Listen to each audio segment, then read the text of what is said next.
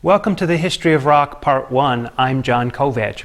I just wanted to take a few minutes as we begin the course to talk a little bit about the use of the book and some of the musical materials that we'll be talking about over the course of these 7 weeks.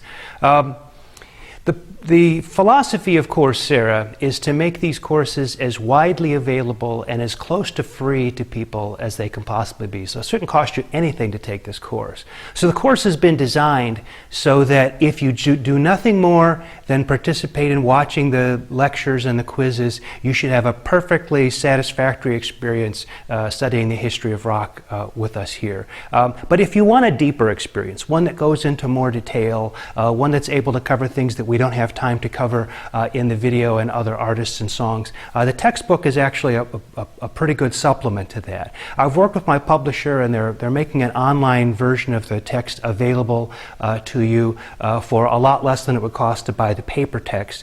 So you might want to consider that. You don't even have to start with that, but if we start to get into the course and you start to feel like, yeah, this is something maybe I'd like to do, I'd like to know more about that, then you can purchase that text at any time. In fact, if you can find a used copy of the first or second edition of my book, What's That Sound, that would really work just fine too. The current edition is the third edition. Of course, we think that's the best and most improved edition, but the first and second editions are almost very, very close to the same kind of thing. Some certain sort of small changing around that we've done. But I recommend the textbook with the course, but you don't have to. One of the things about the textbook that is offered, though, and that Norton is offering if you buy their subscription, is you'll be able to see the listening guides for a lot of the songs that fit with each of the chapters. And these listening guides lead you through some of the important songs or representative songs in each of the chapters with each of the weeks. There will also be video guides to those listening guides on the Norton site, so you can hear me talking about each of the songs, saying a little bit about them before you listen to them. That brings us to the topic of the songs themselves. In the music business, as we'll study during the course of these 7 weeks, people in the music business have never really had a habit of wanting to wait for their money. They want to be paid now.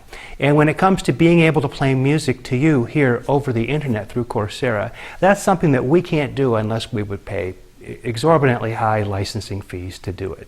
And since the idea is to keep this as close to free as possible, I'm going to leave it to you to find the music. It shouldn't be too hard to do. People have got all kinds of ways of being able to find this music. It's widely available on the internet, but it's going to be on you to find that. We will create a playlist on iTunes. So if you want to download and pay for the exact versions that I'm talking about in the listening guides, if you happen to use the book, that would be, in fact, the way to do that.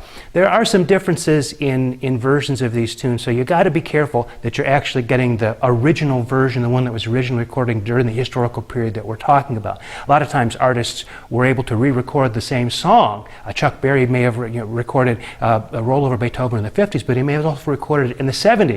And you happen to get the 70s version of it and you say, golly, that sounds just like a 70s band. Well, actually it is a 70s band because that's the recording he did then. So we really want to get the right recordings. After we get past about Sgt. Pepper and start to get into the late 60s and the early 70s, the only variants you're going to find are live versions versus the original studio versions. But anyway, I wanted to say, take a moment just to talk about the recordings. So you decide for yourself whether or not you'd like to use the book and whether you'd like to get deeper into the material as we go along.